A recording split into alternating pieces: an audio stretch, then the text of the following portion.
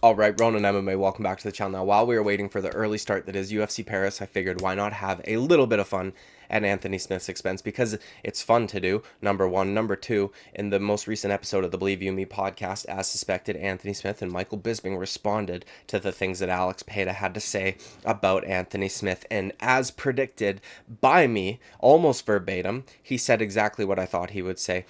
He's trying to walk it back a little bit. He's couching his language even more so now, gaslighting the ever-living fuck out of Alex Pereira and the fans. And thank God to Michael Bisping, one of the most honest co-hosts and friends you could possibly have. I can't stand him on commentary, but I absolutely loved him here. I'm going to play a few clips for you while I'm giving my commentary on this, because they're relevant clips to what I'm going to talk about. So Anthony Smith and Michael Bisping. Bisping opens up with admitting full out that him and Anthony Smith were not necessarily all that charitable towards Alex Pereira after his victory over Jan Blachowicz. One guy that will be fighting soon against Yuri Prochazka for the light heavyweight belt is Alex Pereira. And obviously we discuss him at length because he's a big name and he's had some big fights and just beat Jan Blachowicz. And I think it's fair to say that neither of us were blown away by that fight. I mean, it was at altitude, it was high pressure, it was two good opponents. And he won the fight and he beat Jan Blachowicz. Close decision, could have gone either way, one of those type of fights. But he's got a real issue with your opinions, Anthony. They said it wasn't the best performance, that the fight wasn't that great. It was what it was. It was at, whatever it was against. They kind of brush over the fact that it was Jan Blachowicz as if he's not a former champion and hasn't beaten some of the best fighters in the UFC today. I mean, not even beat, but Magomed Ankalaev could not beat him, and Magomed is heralded as like this incredible fighter, and I'm not saying that he's not. What I am saying is that Jan Blachowicz never gets the respect that he deserves when it comes to these mainstream like corporate analyst types. But regardless, Bisping immediately admits, he opens it up with that, because Bisping's not autistic and he's probably thinking, Alex Pereira wasn't that mad over what you said at Media Day. He's mad about everything that we've said about you, and that was the tipping point. And he's probably right, dude, because there's a couple clips, and I found another one of Anthony Smith talking about him that I'll play for you guys in a bit. But Anthony Smith just he tries very hard to gaslight everybody, and he says, I don't understand why he's so upset. I could not have been more complimentary towards Alex Pereira. That's why I'm so confused. And I love Michael Bisping, dude, and if you don't have a friend, I don't love him, okay, I don't love him, but if you don't have a friend like Michael Bisping, fucking get you one, okay? That I'm bitter and I'm upset with him. What I don't understand is he's talking about my media day. So when I'm in the media day, the week of the fight, the interviewer says, all right, take your fighter hat off for a second, put your analyst hat on. What did you think about Alex Pereira and his fight with Jan Blachowicz and kind of what it looks like him from the division? I could not have been more complimentary of Alex Pereira. That's why I'm so confused. The only thing that I can even think that all right, no. You could listen. I'm not saying you're a liar, but that's a lie. Okay, right? Because he called Anthony Smith out right now. He was like, hey, you're not a liar, but that was a lie. We could have been more complimentary towards him. This and that. And then Anthony Smith keeps trying to bring it back to specifically Media Day, as if he's never, ever once spoken a word about Alex Pereira before that point. Okay, you weren't insulting. You could have definitely, and me as well. We could have definitely been more complimentary. We said it wasn't the best performance. He's talking about specifically what I said about him on Media Day. I know, but to say you couldn't have been more complimentary. I talked about I used the word, I called him special. That he was a special talent. I don't call anybody special. Which is just funny, because there were people in the comment sections that pointed this out too. Well, like, what he said wasn't all that bad, unironically, because I said that Smith would say that. And they're right. It wasn't really, you know what I mean? Like, it was a little more on the negative side. But it wasn't like, he's not shit talking the guy. Do you know what I mean? But I just feel as though every time Anthony Smith gives an analytical opinion on anybody, that isn't himself, it has to have some negativity in there, and I don't quite understand it, which was kind of the whole point of the first video that I did of Anthony Smith, where I went over some other things that he had said about other fighters in the past that are just fucking delusional, dude.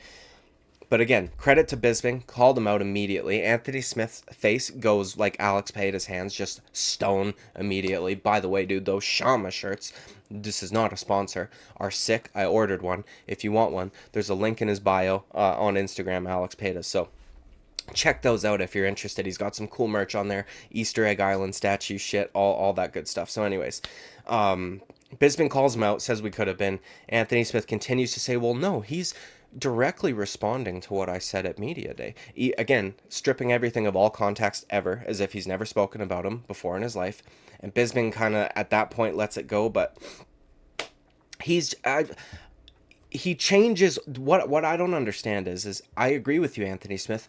What you said was not all that bad. Now, if what you said was not all that bad, why now are you changing what you said? Because he continues to say this thing where he goes, all I said is that he's not as big as he was at middleweight, that he's kind of just the same size as these other guys. Which is true.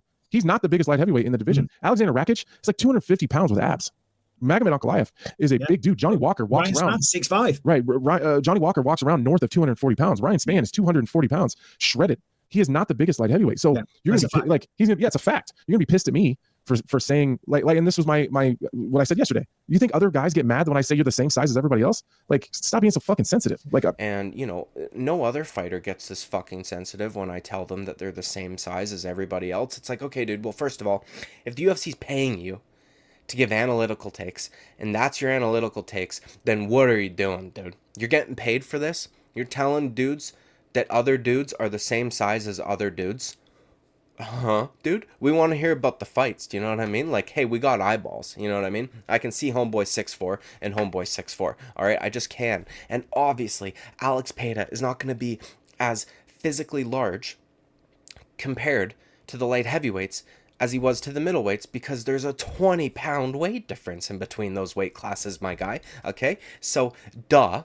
All right? Duh.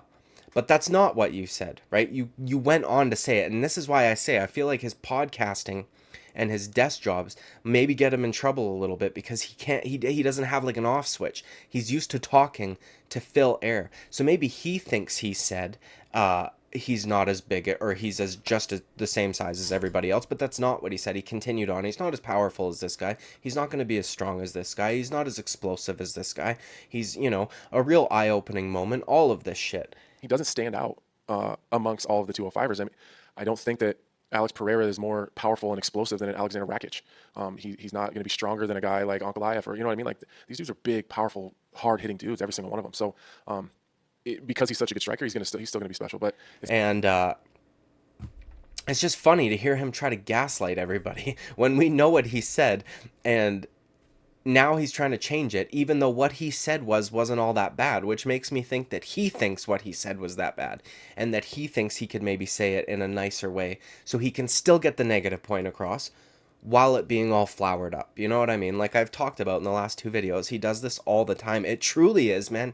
I'm not comparing him to Ariel Helwani, but the same sort of tactics, because Anthony Smith doesn't have the same kind of effect on fighters' careers as an Ariel Helwani does. He doesn't try to bait fighters into saying something bad about the UFC or anything like this. My nose is itchy as fuck. Sorry, guys. But, when he's giving analysis, there's never just him being, like, positive or even neutral for that matter. There always seems to be a bit of a negative spin on it.